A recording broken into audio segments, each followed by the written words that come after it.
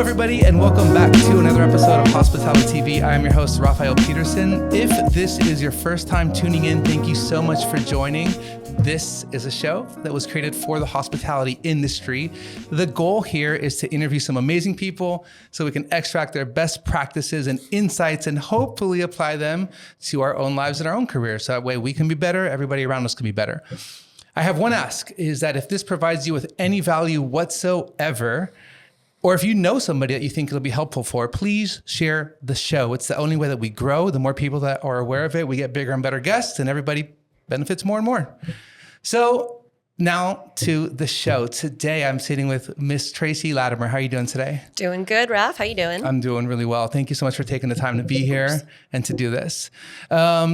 You're currently the wine director at Callie Restaurant. It's an institution here in San Diego. Yes, sir. How did you get into wine? How did you get to give us like a quick little background story of how you got into wine and ultimately into this position? Yeah, I mean, I think a lot of it comes from family. I grew up in a big Southern family, and we were always getting together. It was like every Friday we would get pizza, or people would be coming over on Sunday, and you have 25 people in the house. And like beverage was always just kind of a part of it. And so it's just sort of that kind of got me into really enjoying hospitality and cooking for people and hosting dinner parties, even when I was, in college and had no funds and didn't know what I was doing. It was just something that brought me a lot of joy. And then, of course, you wait your tables getting through college like you do. Yep. And then the economy crashes in 2008 like it did. Yep. And so you keep waiting tables, and you figure at that point, if I'm going to do this, I should be good at it, and therefore just start pursuing education. And I really spent most of my career kind of behind the bar, and wine was sort of a parallel track to the spirits work that I was doing. But I've just always really loved exploring flavor and food and beverage interactions. And so it was really kind of a circuitous way of getting into wine. Like it was really sort of just there early on. Okay, wait. So when did you actually make it out to San Diego? I was a pandemic baby. So most of my career, college onward, was spent in Boston. Okay. And then, the world came to an end for the second time. Yep. My husband and I, our families aren't from Boston. That's where we met. We were like, okay, if we're never going to own a restaurant here, our family isn't here, and we don't even know if our industry is going to survive or come back, it might just be time to go. So we'd been out to San Diego to visit several times over the previous 4 or 5 years. We're like, if we just have to live our lives but outside, that's not a bad thing. Yes. And wait, there's no winter? That's an even better thing. We should go. I didn't even think about that. COVID for like those super cold places is probably just way gnarlier. We're so lucky here that we could actually get out, even though it wasn't allowed, and don't go to the park and whatever. Like you could literally go anywhere you wanted to and enjoy the weather. I mean, it happened during the summer. It was like beautiful weather here, and even going into the winter, we were still kind of in COVID. You could still go anywhere you wanted to. Exactly. And not to mention like outdoor dining and all that stuff, right? You can't really do that on the East Coast. Yeah, I mean, it was a very brief period of time where everything kind of opened up again, and then it definitely shut down again once we left. So it was August of 2020 that we moved out here. Yeah. Oh my God. And it really was looking at like, are we really going to stay in the cold, the dark, our tiny little apartment, not able to leave for an undisclosed amount of time? That sounds not healthy or happy or good for a relationship or my own sanity. Yeah. So, we just packed it up and said, let's do it. We'll figure it out. And we did. And you've been working obviously in restaurants, in the restaurant scene, and more in the bar side of things, if I'm not mistaken, right? Yeah. You're more a spirits girl, bartender? Initially, yes. Okay. So I also got my start in restaurants working for Legal Seafoods in Boston. That's what you do. And they honestly have a great education program. At the time, Sandy Block was a master of wine. He was running all of their properties wine programs, and taught basically your intro somm for free for anybody in the company that wanted to do it. So being the nerd that I am, I'm like, ooh, I like school. Let's do this. And so that was sort of the intro into serious spirits and beverageism. And then, argued my way onto the bar team and stayed there, and then eventually moved to other restaurants and bars. But I loved bartending. I love that it gave you that sort of like you are the chef at the front of the house. Yes, yes. I get to physically craft something for someone, 100%. and like that always was really appealing.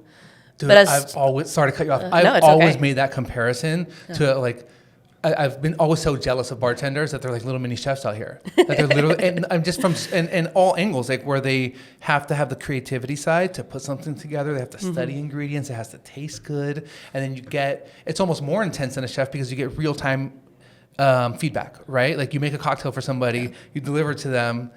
And then you see how they enjoy it. It's almost more like, oh my God, I hope this tastes good. And there's a lot more pressure, Like I always used to give, when I was on a Somm team here in San Diego, I would like kind of talk trash amongst ourselves. It's like, dude, all we do is curate wines. Like we're literally just getting wines to the table. Just no offense to any Somms. Okay, don't get all crazy on me. I'm just saying, I would just always look, the bartenders are actually, they are like chefs, and it is very much that parallel to where they're trying to combine the best flavors to give it to somebody, and you're making something that you put together, right? And then you're delivering to somebody. I think that's just so cool. I love that part about bartenders. No, and it also like that sort of, I think to be good at it, you have to thrive on that, right? Like you really have to care about how your work is received. And it was the thing that was so fulfilling for me. And so at one point I did eventually transition into restaurant management roles, got out from behind the bar. And that was the thing that I missed the most, with that like instant gratification of like, I had a positive impact on someone's day. Yeah. Like really we are doing the good work of people come to you feeling a certain sort of way and they leave in a better place. Oh that's the end goal for hospitality, right? 100%.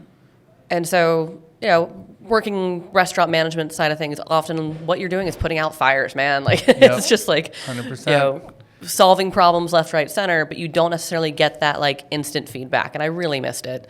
But it was also a great opportunity for mentorship and teaching and sort of helping the next generation of bartenders, servers, what have you, kind of understand their craft and really hone in on that. And so that I also really enjoyed. Yeah. It's were there any people out there that were big influences on your career at that point before you moved out to San Diego? No, definitely. I think, mentors for me definitely include Kevin Mabry, who now owns, but was the opening bar director for J.M. Curley. This little, it was just a little bar that was designed to feel like a dive, like very lived in, very industry, but you could still get a really well-made cocktail. What was the best thing you took away from him? Why is he the first one that comes to mind? I think just the age we were. I mean, we were both like 25 years old and kind of figuring it out, but it was such a wonderful opportunity to create culture and to sort of operate as a hub for the industry around you. That spot is legendary in the bar world of Boston because it was an anchoring point for all the different kitchen crews to come through at the end. We were serving food until 1:30 in the morning, 7 nights a week.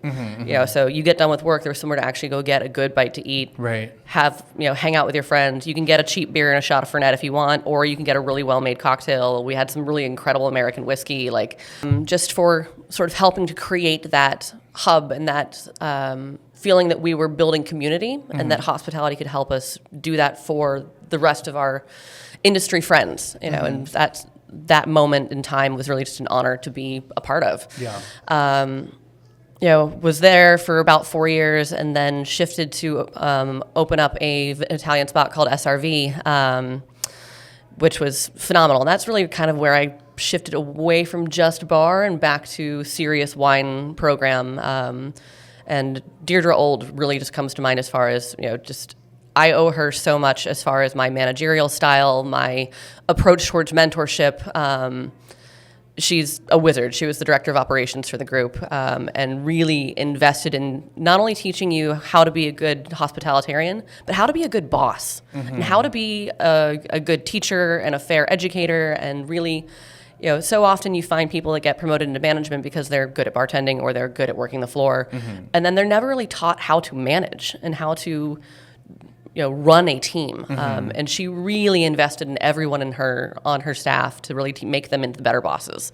And that was just also such a gift, and I owe her so much. Top one or two takeaways if you had to, you're in this position now, so if you're thinking about her and then how you apply that now to people, what are some of the things that you would take away from what she taught you and how you apply it now? I think one of the biggest things is that you have to teach the team you have, not the team you want.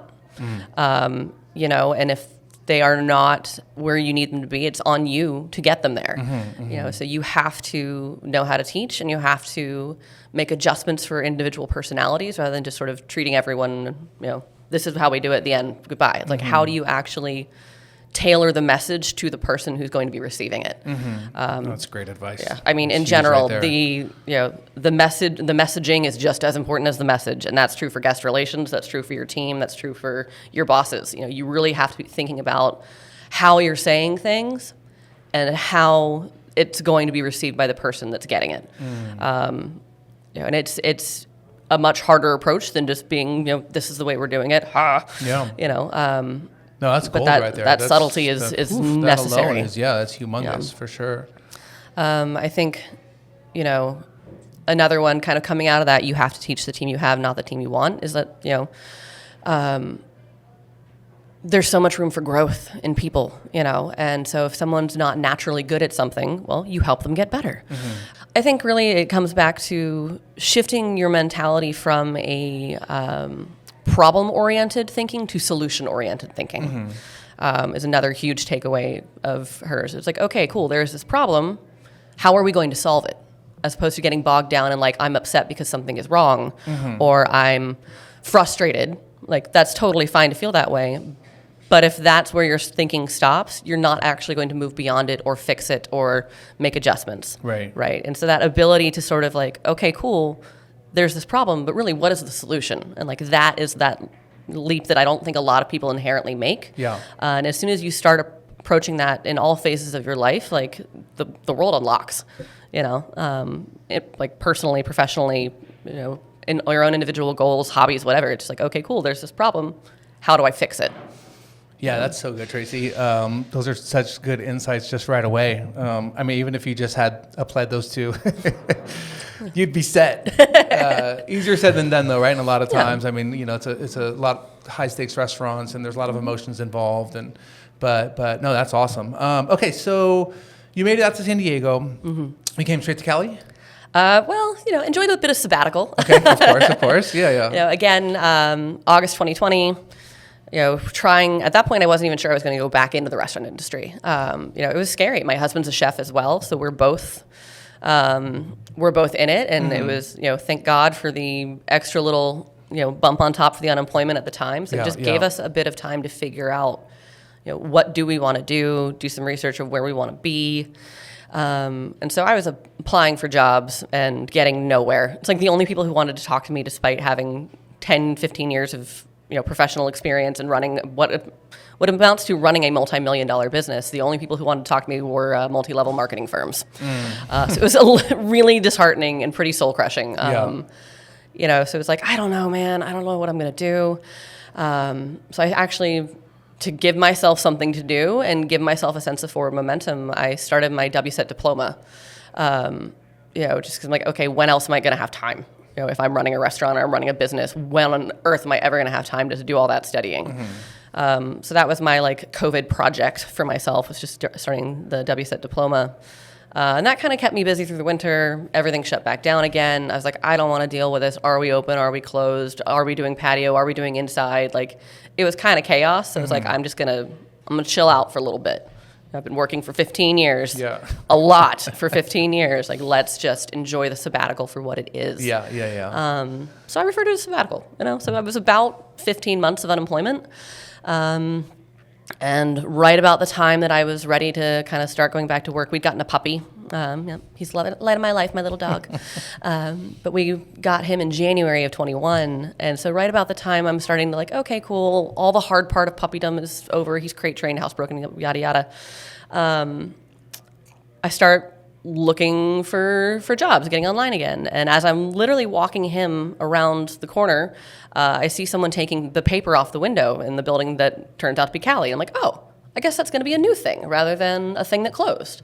So I get online, do a little Googling. Oh, it's opening soon. Oh, here's my resume. And here we are. Yeah. So I literally found the restaurant walking my dog. That's amazing. Wait, so what month and year did Callie open? We're June of 21. Okay, gotcha. So you got in just at the right time. That was perfect timing for you. Yeah. Perfect. And it's like truly like just the craziest coincidental So, like the woman taking the paper off the window actually happened to be chef's wife. No So way. it's just like, oh, look at the cute puppy. And I'm like, hi, keep on walking by. I love that. Yeah. So when you came in, there was somebody else that was already kind of in charge of the program, right? That they had selected. There was another starting wine director. Yes, so there was a gentleman with us very briefly. But I think it just wasn't a great cultural fit. I think he wanted to run a program that was bigger, badder, more like aspirational towards getting stars kind of direction. So last I heard, he actually lives in Copenhagen. So it was a very brief period of time where he was basically here for opening a month of service and then moved on. Which was at the time disappointing for me because I was, this is the first restaurant I've ever worked in that had a somm. And I was like, oh my God, I can like have somebody's brain to pick and really learn from them. Right. And then there was this void, and chef and our general manager were interviewing.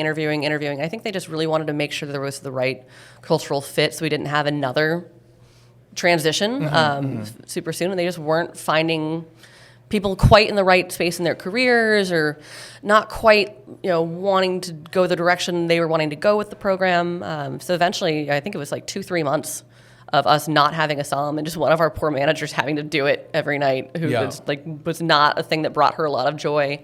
I just was kind of like, hey, I've run programs, like I've run businesses, I've run spirits programs. I can do this. I've never been in charge of just wine. And they were like, you know what? At least we know that we like you. You'll figure it out. And I'm like, you know what? I can teach myself how to do anything. So here we go. I love that.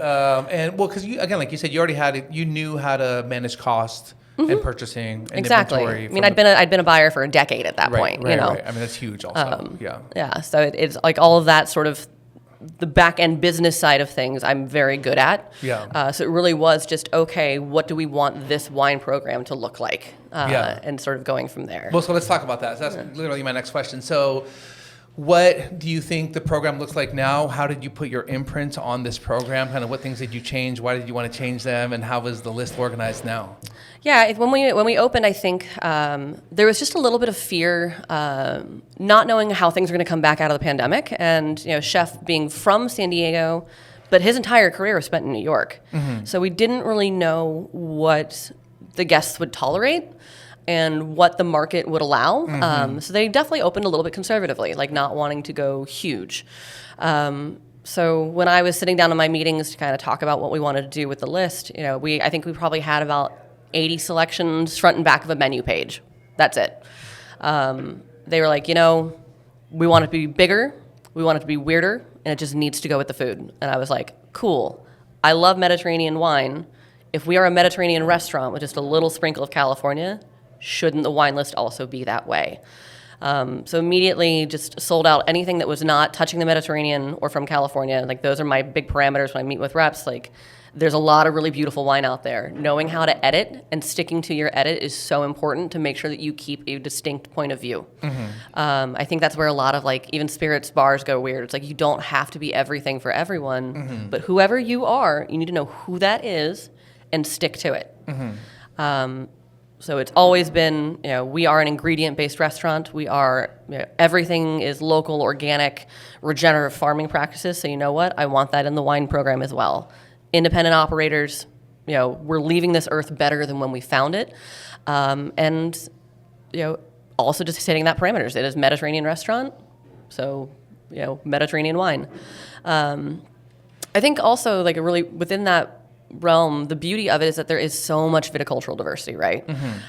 So there are so many things that you can play with. Like, why not? So I really wanted to make sure that we were ringing the entire Mediterranean and really representing some like off the beaten path, really cool stuff that you just don't find on a lot of lists. So what are all the weirdo little Italian grapes? What's going on all the different Greek islands? We've poured wine from Morocco. We've poured wine from Hungary. Like it's just, let's spread out and really explore. Get off the beaten path. What have you been most impressed or surprised by recently? Or even just not necessarily recently, but like over the last year or two? I think honestly it's the faith that the guests have put in me. I'm sorry. We'll go into. I'm gonna revisit that, but I was referring to wine regions, or as you know, people know that you're focusing on the Greek and the Mediterranean, so you're obviously tasting a ton in that category. Yeah. What like from those regions? What has like really surprised you just about the quality of the wines? Something that's like really, some regions that are really delivering. Yeah, I think quality to price ratio. Yeah, I mean, I think honestly, Greece is quality to price ratio. You cannot beat it. Like, I mean, don't tell anyone. Don't tell anyone because it'll get expensive. But truly, there are, the wines from Crete in particular, I think are just really compelling. I tend to prefer high acid, more bouquet driven wines. That's just who I am. Yeah. Even though it's a big island in the middle of the Mediterranean, like, it's cold. You're wearing a sweater in July at night. And so the wines are just really expressive, beautiful. If you ever come across the wines of Giannis Economou, just say yes. Okay.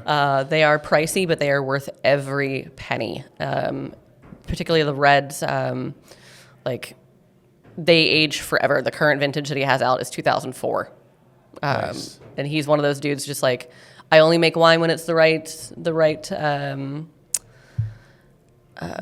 The right conditions, together, or I'll just like scrap the crop entirely. Yeah. Like if I don't like it, he releases when he thinks the wine is ready, so not necessarily in sequential order. So it is just one of those like mad scientist at the end of the world by himself type of dudes. But like the wine is so good. Nice. I'm gonna have to find a bottle of that. Yeah, huge. I mean, huge Sicily fan. Yeah. Portugal as well. Like there's like a lot of really cool. So much value coming out of Portugal. Yeah, and like it's one of my favorite regions. Galicia, I've really been digging on. Nice. Again, for just like the wine is so much better than the price point tells you it should be. Yeah. So sorry, I want to jump around to a couple things because you do have a very unique way of how you've organized the list. Just tell us a little bit about how you changed it to make it what it is now. Yeah, I mean, so with the wine list getting bigger, we had to change formats. So we are now in the leather-bound tome edition of the Callie wine list. We probably switched to that about a year and a half into us being open. So big expansion. We're up to around 450 SKUs at this point. And the appeal for me with the Mediterranean thing was that just the diversity. Just there is such a really broad spectrum of wines you can play with. So I found that organizing by varietal or by region just doesn't really work because you're going to inevitably end up with either 900 million different categories or interesting reds. Yes. Which isn't so unhelpful. Right. As a guest, I don't know what that means. It does nobody any favors. Right. Doesn't do the wine any favors. It doesn't do the winemaker any favors. Anyway, please continue. Yeah, no, absolutely. But you know what I mean. Like when you come yeah. across that on a wine list, you're like, okay, what does that mean? It makes me sad, literally, to see the wines that get thrown into that little category. I know. Other reds. Yeah, other. Come on. Okay. Yeah, so we decided to go with categorizing things sort of by overall flavor profile. Okay. So kind of working your way from lightest bodied to fullest bodied as you keep moving progressively through the book. But we'll have, one of the categories for red is like lifted berry and flowers. And I refer to that with the team as like Pinot Noir and friends. So things that are that really light-bodied aromatic style, but that's anything from wines from the Jura to Gamay to Pinot Noir to, Baga, like just depending on where we are. But that there's some sort of commonality across that page.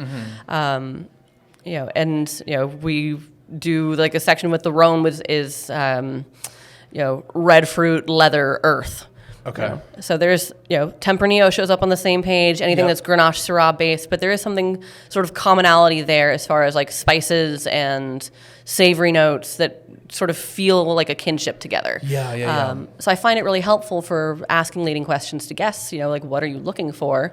And you can just sort of help orient them. Most of the time, if they're looking for something, that and all of its sort of friends will be on the same page rather than having to flip back and forth between like, oh, you're looking for maybe Italian or, oh, maybe Spanish or, oh, maybe, and you're having to bounce all over the place. Like, no, everything that you're most likely going to enjoy is already kind of next to each other. Yeah. So it makes it a really easy sales tool for, junior somms, the rest of the team as well. For sure. No, I love that because if you say Italy, I mean, there's so much variety. Right. Like Spanish wine, there's so much variety and you're not there's a huge difference between Burgundy and Bordeaux. Yes, they're both French, but like they're not the same thing. Right. And within even the same region, stylistically, there's going to be different producers that might use a lot more oak, and it might be a really full-bodied style. Burgundy maybe not so much, but I mean, man, if you looked at like California, for example, right? Like the spectrum of Pinot Noir. If you said, I like California Pinot Noir, that's a pretty big spectrum. So to be able to narrow it down. Even then, for the ease of the universe, all of the Pinot Noirs in the same spot. Like all of the Cabernets in the same spot, with the exception of the Moussard, because Moussard for me feels more like Rhone than it does like Bordeaux. So that's the one little like jumpy thing. Yeah, for sure. All the Sangivieses in the same spot. Yes. But still, there is going to be a commonality, a thread there. Yeah. But somebody says they like California Pinot Noir. I'm like, oh, are we talking more like Santa Barbara? Are we talking Costa Brown? You need to give me a little bit more orientation there, and that's definitely follow-up questions. Yeah. So I mean, look, can we do a little role playing? I want to do this. I want to because I want to see like how you would direct a guest to a wine suggestion. I think that's super helpful, and then maybe also maybe helpful for people who are going into a restaurant. Ooh, that's a good one. I want to ask you later. Sorry, I just made up a question. Yeah. I want to ask you for sure a little bit later if you can give us some tips for the guests that are coming into the restaurant on how they can best prepare for their wine experience and maybe how to navigate the wine list. But okay, let's pretend I'm a guest. I'm coming into the restaurant. I have my wine list here in my hand, and then you come by. Yes. Hi, are you the sommelier? I am, yes. My name's Tracy. How can I help you out? I want some wine tonight, but I'm not sure what I want yet. No worries. Are we thinking white, red, rosé? I want red for sure. Okay. And then what do you normally gravitate to? Are there things that we absolutely adore? Everything. I drink Cabernet. I had a great Malbec last week. Sometimes if I'm in a different type of mood, or my girlfriend likes to drink a softer type of wine, we drink Pinot. But I don't know. What do you suggest? Well, I think for me, my primary question from here is, do we know what we're eating? So if we already have made a decision on food, then amazing. Based on what you're dining, I'm going to recommend that we go in this direction or this direction. So if somebody says, "Oh, we're getting the lamb chops," lamb chops. Let's do lamb chops. We're getting the lamb chops, and we're also doing the heavier pastas. We're doing a side of the mushrooms. Okay, we can definitely help support a bigger, bolder red. Okay. Do you tend to gravitate more towards New World or Old World wines? What does that mean? Do you like California? The New World tends to be a little bit juicier, more fruit driven. Okay. You can definitely get a lot more like structure, tannin, and power. Okay. Meanwhile, the wines from France, Italy, Spain tend to have a little bit more like a savory, umami-driven notes. It's less about the fruit and more about the umami. Isn't that sushi? Well, it is a Japanese term, but it just means like the savory things. Okay. So thinking about more like rustic or something, or potentially, but I just more think like the way that like a mushroom smells, or like there's like a barnyard 4 doors down, a little stonky, but we're okay with it, We are here. We're at Callie. I know you guys have a Mediterranean focus here. Let's do that. I'm leaning more towards Old World, like you're saying. Gorgeous. With this menu, I honestly really recommend people to go with wine based on the Rhone. If you're looking for full-bodied reds, Syrah is the way to go with this menu. There's something about the way that it smells that just reminds me of chef's spices. And then from here, we'll kind of see price point, But it is always about that sort of, I think about winemaking and making suggestions. Do you remember dichotomous keys from like biology class in middle school, high school, where basically it's like A or B, and you just kind of go through it and it leads you to a certain area. So all right, white or red, cool, red. Light-bodied or full-bodied, like somewhere in chart, between. Right? Yeah, exactly. Yeah. So you're sort of like asking these sort of on-off switches to sort of help narrow down what somebody's want. Yes. And then from there, some people are very comfortable talking budget. Some people are not comfortable talking budget. Oh, that's a good one. Okay, I'm coming in on a date night. I don't want to spend $1 million, but I also don't want to be a cheapskate. Or any scenario, right? Yeah. Where they're price conscious. Yes. I'm looking at the menu. I'm a guest here. What's the best way to indicate my price range to you without blurting out a number in front of my guest, in front of my companion? I think how do you navigate that process of finding the right price point for the guest without making them feel like they're underspending or overspending? Yeah. So for me, I'll pick 2 or 3 different things that will all make this person happy, but at differing price points. while making sure to describe all of them like I really love them and like they're worth every penny that they're willing to spend. But that's true of anything. Like if you want to spend $60 on a bottle of wine, I want that to be the best $60 bottle of wine that you can possibly have. If you're going to spend $600 on a bottle of wine, I want that to be the best $600 that you can possibly spend on a bottle of wine. So for me, it makes no difference. You need to be feeling like you're getting that quality of return on investment. So I try to always keep my descriptors, enthusiasm level very, very even, and just kind of point physically on the wine list to the guests so they can kind of see like, okay, cool. And you can kind of tell if somebody like winces a little bit, we're going to back up and make an adjustment over here and just drop that down a little bit. I love the guests that come in and they're just, hey, I want red. I want roughly this kind of flavor for $150 or less. Thank you. Thank you so much. Right. That's like the ideal customer. Like, I want to spend somewhere between here and here, roughly this kind of style. Go forth, go find it. Yeah. Because that's what we're here for. It's like I have the Rolodex of this wine list in my brain. You give me the parameters, and I will just bring you the thing. And those are the best clients. For sure. If you don't know what necessarily you want, just having some sort of vague idea of flavors you like, brands you enjoy to kind of throw out there, like really, really helpful for the somm. But truly, all the information we need to know is what are you eating, roughly what do you like, are there things that you absolutely loathe, and what do you want to spend? Yeah. Yeah, I love that. Something like what I used to tell people too is for the price, for the approach to the price point on the list is you call ahead. Like especially if you're going on like a date night or something, or even if you're going on a business meeting and you have like a certain budget, like call ahead, hopefully they have a somm, ask to speak with the somm or a manager who's very familiar with the wine list, hopefully, and you can tell them, hey, listen, I'm coming in tonight. I have 6 people. We'll probably get 2 or 3 bottles of wine, but I really want to stay around this price point. Or I'm on a date night tonight. Yep. And I'd love for the somm to come over at some point, but can you just let them know that I don't want to spend more than $100 on a bottle of wine tonight? Yeah. And that's amazing because then the person, you can have a great conversation. They already know exactly where you're at, kind of where you're comfortable, and then give you the best recommendations at that price point. Yeah, I think that's especially true for larger parties. Because it does get expensive to take 8, 10, 12 people out to dinner. Yeah. I totally get that. Yeah. So we're very lucky here where we have an event coordinator. And so anyone who is, renting out this space, for example, we highly recommend them to just, reach out in advance. I'll offer some suggestions, white, red, bubbles, whatever. That way you don't have to worry about thinking about it once the group arrives. You can just host, right? 100%. And it just sort of takes that stress off of everyone. Yeah, for sure. So always, large party, call ahead, send us an email. We'll hook you up. Just definitely recommended. But yeah, I think that people get a little afraid of talking about budget, and I don't think that they should. I feel like that's something that we just sort of need to demystify. On both ends of the spectrum. Like, I want people to be able to come out to dinner and have a good time. We very much did not want this to be an unapproachably priced wine list. So I can get you a bottle of wine anywhere from $50 to $1,800. But it's all about who you are, where you are in your life, and what you want to do. And I think people get really afraid when they look at a wine list, like, there's something that's $500, and they just shut the thing. They think that I'm going to somehow, force them into buying that. No. Right. No. I have that bottle of Burgundy for the person who wants it. That's not on my price range. Let's be fair, But the vast majority of this list is $150 or less. Yeah. So very affordable, and because we are not afraid of getting out of the name brand blue chip kind of areas, there's a lot of really good value. So those are incredible $80 bottles of wine. Don't be embarrassed because you're looking to stay there. Right. Sure. Yeah. They're there because they're delicious and they go with this food. So and at the same time, if you're looking at Grand Cru Burgundies, tell me. Don't make me guess that. Right. Right.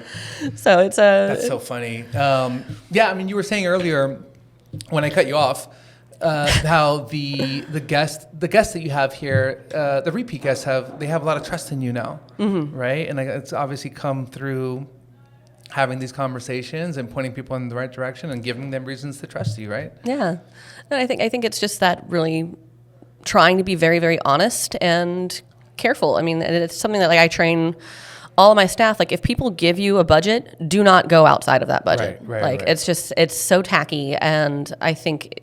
I want to sell this person not one bottle of wine. I want to sell them a bottle of wine every year for their birthday for the next 10 years. Yep. I want to them to bring their family in when they come in from out of town, and sell them bottles of wine then. I don't want to sell one bottle of wine to them one time and have them have this really horrible experience and never want to come back. It is about, like, you survive as a business by getting people to come back. And the only way they do that is if you make them feel good. And people will always remember how you made them feel, even if they don't remember what they drank or what they ate. That's right. That's an old, like, Danny Meyer thing, but it's so true. If I don't, I do this for a living. If I don't take a picture of the wine that I drank, I don't remember what it was 2 weeks later.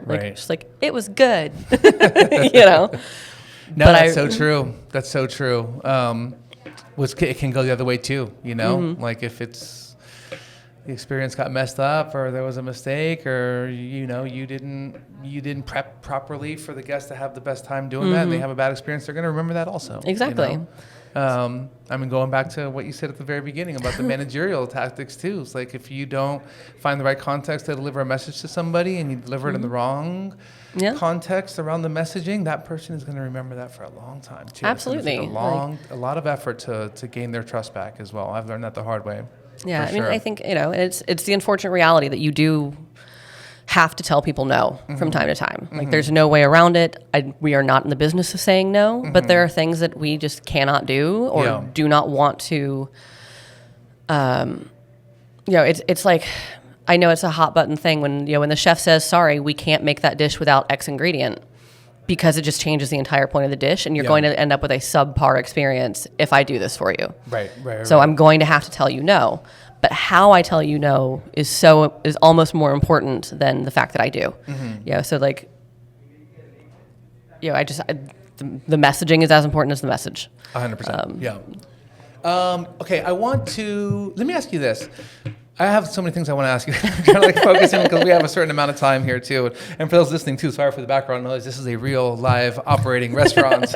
There's things moving around everywhere around us. But let's talk about this because I want to make sure that I have enough time for this, but I kind of want to get your take on the current state of the industry because you and I have had conversations before, and it's almost seemed to be, for the last 3 to 6 months, maybe, like this sentiment of people are drinking less and, Gen Z is not drinking, and how is the wine industry going to survive if those aren't the people that are going to be, taking on from the boomers or who are like spending all this money on these bigger labels and whatnot. And I think, you hear a lot of that, and then you come to a place like this where people are enjoying wines at all different price points and in a great setting with a fantastic sommelier. And, it's like, I don't see that necessarily. I think people are still out celebrating and doing their thing. So I kind of just wanted to get your take on that, what we've been hearing over, the last 3 to 6 months about the wine industry right now. Well, I think a little bit is alarmist, but that's what sells. It's true. But I think there is some reality to people are drinking less,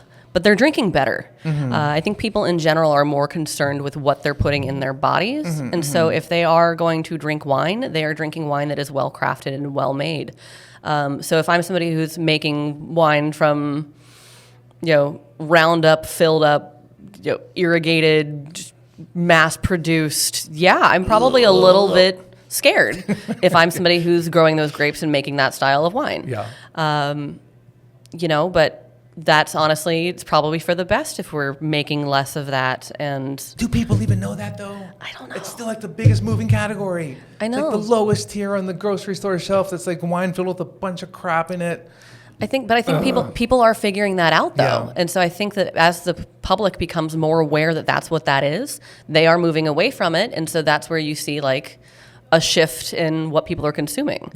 I think I also recognize that we are in an extraordinary position of privilege in this particular restaurant because we are a destination place. We're not so priced and so exclusive that people feel like they can't afford to be here. But at the same time, it's elevated enough where this is where people want to come to celebrate. So, okay, I might not be going out to dinner 3 nights a week anymore, but I'm still coming out for my anniversary. I'm still coming out for my birthday. I'm still coming out for graduation, for promotions. And so when you look at our reservation book, like that's the majority of what we have. Right. And that is such a position of privilege. So I think that everyone's just feeling the pinch a little bit. And I know, I've gone out to dinner in some of the smaller mom and pop places, and they are struggling. And they aren't selling as much wine there because people are cutting back where they have to. So, support your independent small places, guys. Like, it's important where you spend your money. And I recognize that we are very, very privileged to be in the position we're in here. Yeah. What about like the overall culture of wine, like from an institution? I feel like I'm probably way older than you. I'm going to say that. And not by much, but thank you for the compliment. I appreciate it.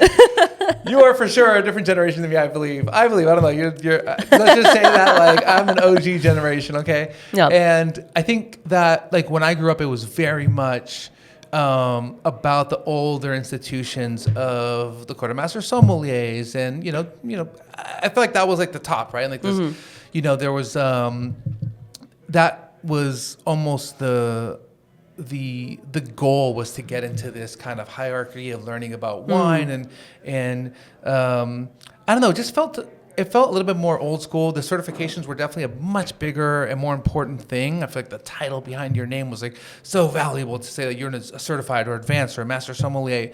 I feel like, I don't know if that, I want to get your thoughts on this, but I feel like, I don't know if that matters to so many people now, in certain restaurants. I mean, sure, maybe like in 3-star Michelins, they for sure want to see these titles, right? That you're an advanced or master sommelier. But I think a lot of places too, if you're able to show that you have experience in what you're doing, that you can demonstrate that, the financials behind the wine program, and that you can, I don't know. I just feel like that the way that people are learning about wine and the way that we're sharing the culture, and I'm talking about people in the industry, not your average consumer, right? I'm talking about just like us in the hospitality and the wine industry, might be shifting a little bit. What are your thoughts on that?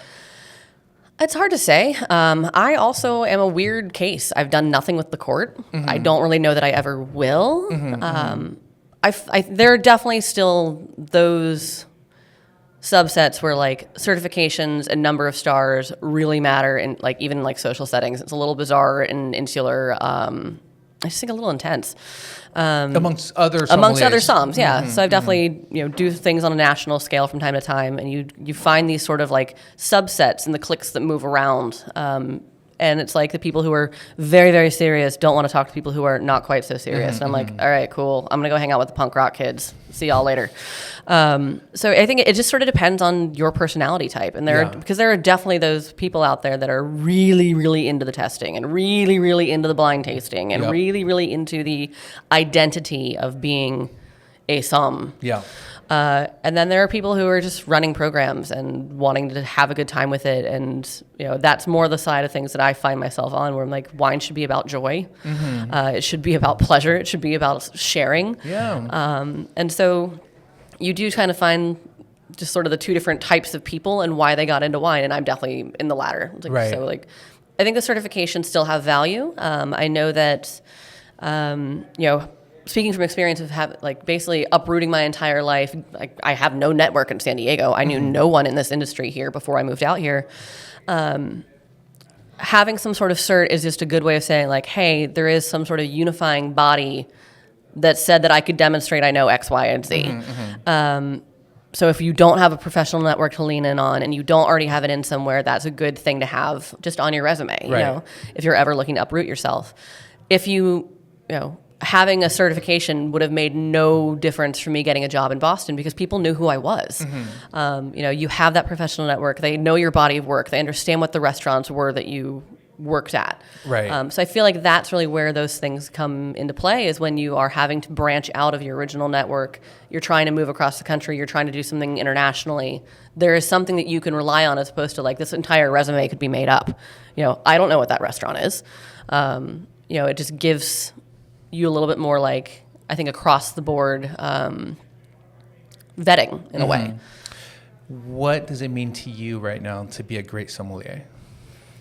For me, I honestly think it's less about the wine. It's more about the people, I've known some people who are incredibly, incredibly knowledgeable, but they aren't great on the floor because they're not good with people.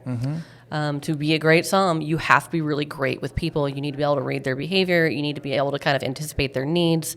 For me, it's hospitality comes first. The wine is secondary to it. I love that. That's a great answer. So true. I'd say like hospitality first, number second. Yeah. And then sure, you want to be a wine genius over here. I mean, obviously there's like a basic level of knowledge you need to have, which we all need to be improving on constantly. But yeah, I love that. That's such a good answer. Okay, how about this? When you go out to have dinner, hopefully you do that from time to time. Every now and then. Yeah. What are some pet peeves of yours going into restaurants or even looking at a wine list? For me, I think it's honestly the lack of, I mean, this is funny being the person who's shouting hospitality, hospitality, hospitality. But when you do go out to places and people don't know the product, like I can ask you questions and it's just, oh my God, it's my favorite. Mm-hmm. And what does it taste like? Where did it come from? Will I like it? Right. Yeah, that's a thing that I harp on my team all the time about is, I never ever want to hear when somebody asks, what glass of wine they should get, you just go, this one, it's my favorite. Mm-hmm. Like, it doesn't matter. What do they want? And so you need to be able to ask those questions and get to like, okay, if you want something citrusy, if you want something, mineral driven, whatever, guide that guest to that thing and objectively tell them what an experience is going to be like. Yeah. When a server can't, they're just like, I don't know. I wasn't here for lineup. Like, it's your job to know. It's your literal entire job to know the answer to these questions. Right. Just like, yeah. Like, you can't be hospitable if you don't know what you're selling. Right. Like, yeah. It's kind of like a minimum standard here. Yeah. Like, we're out here spending money and I'm going to tip you. Like, yeah. Let's pretend, put some effort into it. It's your job. What about, I don't want to get you in trouble here, but what about from like consumers coming into your restaurant? What's your biggest pet peeve? Is there one? You don't have to answer it if you don't want to. I think, again, this is really funny, being the hospitality lady. But people who don't do their research, like when I'm going out to dinner, I'm going to probably try to see a menu before I show up. I'm going to understand what kind of cuisine it is. I know roughly who they are, what they want to do, because hospitality is a two-way street. If you come in and we happen to be very very near to a baseball stadium. If you come in expecting Bud Lights and a chicken sandwich, well, we are not the right restaurant for you. Right. And as we have become more established, that happens less. But for a little while, that was a struggle at the bar. Yeah. So it is just if you're going to commit to spending 2 to 3 to 4 hours of your life with someone, do a little bit of research first. Mm-hmm. Is this actually the thing that you want to do? Right. There are plenty of restaurants. I think again, this kind of goes back to that knowing how to edit a program and curatorial element of what we do. You can't provide everything to everyone, but you need to provide what you do exceptionally well. And if you aren't what someone wants, that's okay. But they need to know that before they step in the front door as well, right? Like, if you're wanting Japanese food, you probably shouldn't come out to dinner with us tonight, and that's okay. Go to one of the great sushi spots in town. We'll see you a different evening. Right. But just like do that research before you show up. Yeah, I love that. Know what you're getting into. Dress accordingly. Yeah, right? Know roughly what the price point's going to be, so you don't get sticker shock. Like, everything is online. You have more information at your fingertips than ever before. Do your research. Yeah, I love that. Okay, what else? I'm so glad that we had this time to chat. I've gotten to know you over the last over a year for sure, a year and a half or so. And you're such a fantastic person, and I can tell you're just very genuine in the way that you kind of express yourself, and even just in this conversation today. Like I really appreciate your forward approach to hospitality, and it's not something that you're just saying. Like I know it's something that you do a lot. I've heard from a lot of other people give you compliments in that arena too, and also on how you describe wines. I've heard from a couple of people actually. I'm like, I love the way she describes wines, and how she kind of navigates the list. So to me, that's a huge plus. I always love that when I know that I'm chatting with an authentic person who people adore them in the industry also. So I just wanted to give you those flowers real quick thank too. you. I think it's super cool. Oh my God. Okay, last one. I almost didn't bring it up. So you have a huge upcoming project here. Maybe tell us just briefly about it. You don't have to go too crazy deep into it, but what I'm super curious to know too is that you're going to create your own program from scratch here finally, and I'm pumped for you. And actually, we should do like another podcast in a year from now, or a year from the opening, to see how how everything went. But yeah, kind of what are some things that you're excited to bring into this first project that is completely yours from the beginning, from everything that you've learned so far in the past in your career? I think I'm really just excited to, it's funny, like the Callie program as it stands now is definitely inherently mine and my vision, but it had to sort of develop organically. So we, kind of built out the program as we were already open and then changed formatting to fit what we had built while we were open. This time around, it's sort of, you designed that structure from the get-go. And so it is almost like I just have to take what I've done over the last 4 years and compress that down into about 4 months, if that long, which is really exciting and really scary. I think, where the Callie list, I was really wanting to get as far flung as possible. I mean, we have 450 SKUs, and there's so many regions where it's like I have a thing from that area. I'm really excited to be able to kind of shrink in the focal point and then look a little bit deeper in each of those places. So Fleurette is going to be the new spot. Hopefully opening still within this calendar year. We'll see. Construction is a thing. But really kind of honing in on France and the French and Italian Riviera. And so there are so many different sub-appellations I would love to play around with. I would love to do more of like horizontals within producers rather than just like verticals of certain of their wines, So really looking at like the full expression of different people within those areas. So it is just by zooming in a bit more, you can really get a little more nitty gritty as opposed to like, hey, I've never experienced a Zino Mavro sparkling wine. Well, great. We have one of those, like that's kind of the Callie's been, we have one of a lot of different things. I want to like really dig deep for Fleurette. And so it's just sort of a different approach and sort of a different lens. The last thing I want to do is just like copy and paste, Of course. Yeah. So well, that's exciting. It is really exciting. Best of luck to you in this new adventure. Is there anything that we left out that you want to talk about? Anything that you're pumped on in the industry that we haven't talked about yet? I think it's great to see the growth in San Diego over the last 4 years. I see it with what the guests are allowing me to pour for them. There are things where I'm like, I never in a million years would I think we would sell that for that. Holy cow. Yeah. But people are getting more open-minded and they want a challenge and they want something that's new and that they haven't seen before. And you're starting to see that reflected in the restaurants that are opening and in the lists that people are building and in the cuisines that they're experimenting with. It's not just tacos and New American anymore, Right. So it's really exciting to sort of see that growth for San Diego. For sure. And there's actually restaurants that are employing sommeliers like yourself too. So yeah, they're keeping the wine coaster going strong. Which is necessary, man. Yep. It's the other part of the dining experience. Yeah. There's a lot of good people in this industry out here for sure. And then we were, even before we started recording, we were kind of talking about mentorship a little bit and like who's out there. And there's a lot of people you can seek out now. If you're somebody working in a restaurant, you don't have the sommelier role yet, but you're super interested in it. You can go and find people like yourself. Go come to Callie, come to the bar, ask for Tracy, introduce yourself. Make that connection. So many other people, so many OGs like Maurice DiMarino with the Cohen Restaurant Group. He has been an immense asset to me over my whole career, and I always tell him that he's one of the best. He's always taken a phone call when I've needed help deciding on my next career moves or how do I deal with this or that or building programs for 3 or 4 locations instead of just one and trying to make the right decision right off the bat instead of trying to figure it out the painful way. And the whole CH group now with Donald and Will and all those guys are killing it. The guys who are paving the way for fine dining luxury, the whole Addison crew with Natalie and now Evan and all these guys that are there. So it's pretty cool what's happening in the city for sure. So I think you guys are doing a great job. Keep it up. Thank you. But I think honestly, you just said it, if you're not in the somm role yet, we are definitely going to be looking for junior somms, both for here and Fleurette. Nice. And I would much rather have somebody who is enthusiastic, hungry, and wants to take care of people. I can teach you the wine thing. I can teach you how to sell something,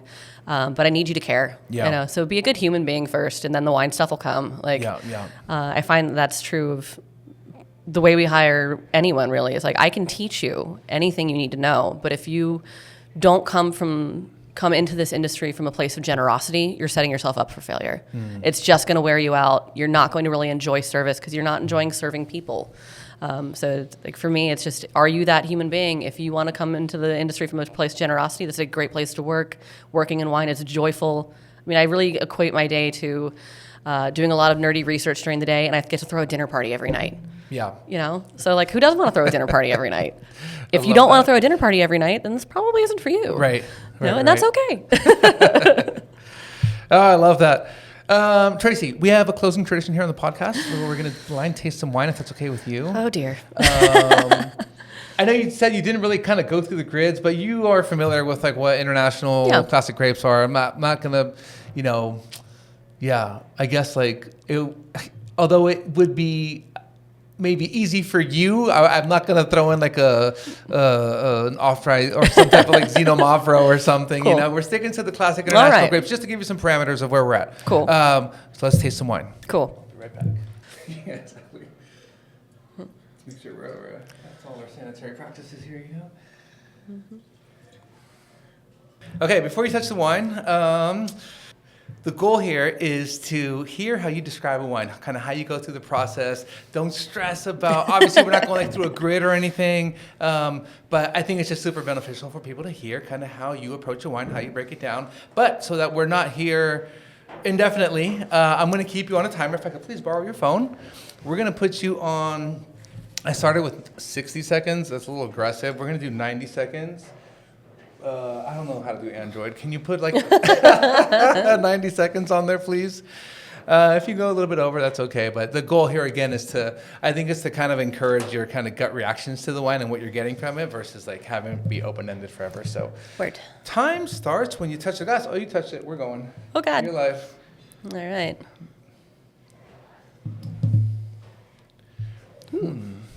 I love the way that smells.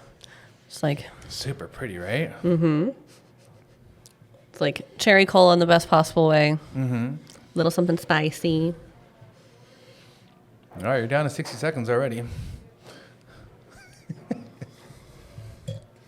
Yeah, I mean, for me on the nose, like it's definitely, you have like your biblical herbs. There's a lot of like biblical herbs. Yeah, like I mean, just like think like it's basically a perfumer's box. So you've got It really is. rose petals and something a little sandalwoody and cedary in a very delicate way. Fruit almost feels like both dried and cooked at the same time without going into like jammy, juicy territory. But it's almost like, a roasted plum direction. Oh, that's the timer. There she goes. We could just finish up. Tell us where you're going. Feel free to tell us what it is not in order to get to what you think it is. I'm going to go with, it is definitely not Cabernet. It is definitely not Syrah. It is definitely not Tempranillo. So we're definitely on the lighter end of the spectrum. I'd say we're in like the light to medium weight category. Lots of really intense cherry, very, very aromatic. Tannin structure. I always think like we're a little bit, it's like very, very silky up front, and you have this sort of dustiness to the finish. Color-wise, I'm not getting any sort of red fading, so I want to say it's not Italian, but I also think it might be. I don't know. All right, initial conclusions. What do you think this can be? Because you gave us a list of what it cannot be. I think it could be Sangiovese. I think it could be Grenache. I don't think it's Nebbiolo. I don't think she's Pinot either. So I think Grenache. I'm leaning Grenache. Is that your final answer? Yeah. From where? California. California Grenache. I Okay. don't know. What? You left out one grape. Huh? You left out one grape in this whole breakdown. You're saying it's not. I don't think she's Pinot. I know, but you said it's not Cab, it's not Syrah, it's not something else. I said it's not Tempranillo. You said it's not Tempranillo, and you said you don't think it's Italian. You don't think it's light enough for like Pinot. What's another grape out of all those that's super classic? I don't know. This is why I'm so bad at this. Where am I? Merlot. Right Bank Bordeaux. No? Cool. Saint-Emilion Grand Cru. It's juicier than I would expect. It is. It's a 2021 vintage. This is the Chateau de Cause Saint-Emilion Grand Cru. Way off. 90% Merlot, 5% Cabernet Sauvignon, 5% Cabernet Franc. You were there though, like it's funny because you were describing it perfectly with like the aromatics, medium bodied, medium tannin, red fruit driven. You're saying cherry. You were saying plum. You said plum a couple times. Yeah. It's like, oh, she's gonna go there for sure because like plum is so characteristic for Merlot. Silky but dusty, dry finish. I was like, oh my gosh, she's got to go Bordeaux. But the biggest thing for me is that I'm not getting any of that like pencil lead thing. So for me, like this just doesn't feel like what I expect from Bordeaux, which is honestly a pleasant thing. I'm not a huge Bordeaux fan. Yeah. Sorry. It's okay. I was like, I can't give her. We've tasted too much Burgundy together. Nope. I can't give her Mediterranean wine because that'd just be too easy, working in a Mediterranean restaurant. I think I love your descriptors on it though, like the cherry, the plum, the aromatic, the dry spices, the silky fruit but dusty finish. I think it perfectly describes the wine. Yeah. I try not to get super technical, and even the way that I've told the team to talk about wine, and like no one really who doesn't do this professionally really like gets a real solid grasp on structure. Like people understand flavor very like I think intrinsically and well, but like when you start talking about acid levels and tannin structure and well defined but smooth like integrate like blah, you lose a normal person. So I'm like body, texture, key flavors. Yes. So for me, medium bodied, silky with a little bit of a dusty finish to it, and we're talking the roasted plum, dried cherry, and something just a little bit like aromatic bouquet. Yeah. So if I'm a guest, okay, cool. Does that sound good to me? Yeah. So like that's really like the formula that I've sort of taught the team to follow here. Yeah. Because it's like the texture thing is a way of talking about structure without using technical terms and in ways that people understand. I find even saying like acid at tableside, they're like, is it sour? Right. Like, Right. No, it's not sour, but like the acidity you need. Yeah. Yeah. So it's just sort of how do we talk about it without talking about it?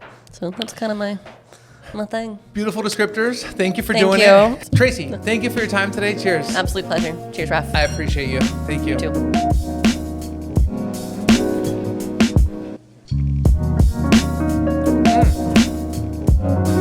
Nice work. That's delicious.